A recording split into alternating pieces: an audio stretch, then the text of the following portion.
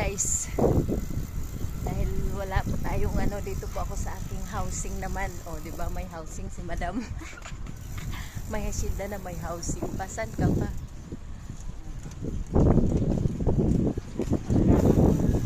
Dito ka na.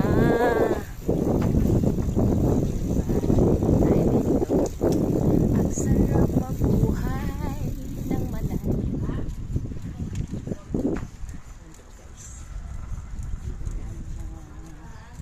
Kapitbahay.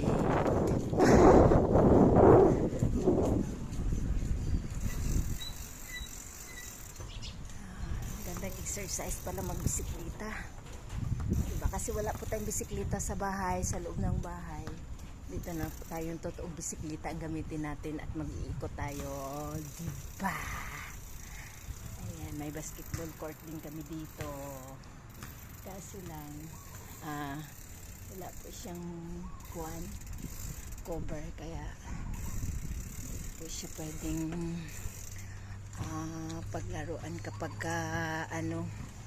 maulan. Diba? Ito yung aking mga ka-subdivision, mga barangay. Ikot-ikot lang. Diba? Ayan, ang ganda ng mga palawit sa kabli, oh. Dahil wala nang nag-aasikaso. Ayan na nga, iikot tayo. Tingnan natin kung hanggang kailan yung ating resistensya tatagal.